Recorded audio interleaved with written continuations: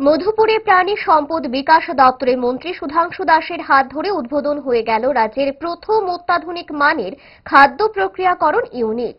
এলাকার যুবক পার্থ দেববর্মা সহ আরও 4 যুবকের যৌথ উদ্যোগে এবং প্রাণী সম্পদ বিকাশ দপ্তরের আর্থিক সহায়তায় এই ইউনিটটি তৈরি করা হয়। মোট 30 লক্ষ টাকা ব্যয় করে তৈরি করা হয়েছে মাছের খাদ্য তৈরির এই কারখানা। প্রধানমন্ত্রী মৎস্য সম্পদ যোজনায় গোটা রাজ্যের মধ্যে কমলা সাগরে এই অত্যাধুনিক খাদ্য তৈরি প্রক্রিয়াকরণ কারখানা স্থাপন করা হয়েছে।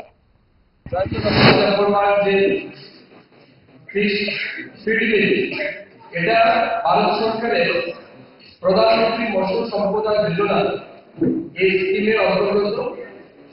এই স্কিমের অন্তর্গত ভারত সরকার বিশেষ করে এসসি এবং এসটি কমিউনিটি লোক যারা আছে তাদেরকে এই ক্ষেত্রে আত্মনির্ভর করে তোলার জন্য এবং আর্থিকভাবে স্বনির্ভর করে তোলার জন্য এই সেক্টরে 60% সাবসিডি প্রদান, অর্থাৎ ফিশিকালচার সেক্টরে প্রধানমন্ত্রী মৎস্য সম্পদ যোজনার স্কিমে 60% আমরা সাবসিডি প্রদান আর 40% বেনিফিশিয়ারি কন্ট্রিবিউশন।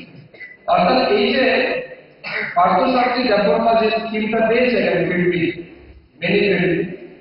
এই ক্রেডিট তৈরি করতে তার টোটাল প্রজেক্ট কস্ট হচ্ছে 30 লাখ।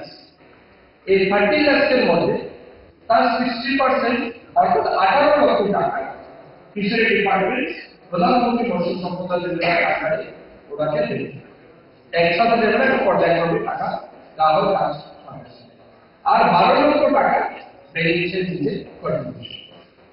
এইভাবে মৎস্য সম্পদ যোজনার মাধ্যমে আমরা এসসি এবং এসটি কমিউনিটি মানুষদেরকে আর্থিকভাবে স্বনির্ভর করে তোলার জন্য ভারত সরকার এবং ত্রিপুরা সরকারের লোকগুলোকে এই প্রজেক্ট আমরা ইমপ্লিমেন্ট করছি। কোন রকমে নাকে মুখে গুজে সারা দিনের জন্য বেরিয়ে পড়া অম্বলের আর দোষ কি? তাই তারা 5 দশক ধরে গ্যাস, অম্বল ও পেটের সমস্যার একমাত্র সমাধান গ্যাস নয়।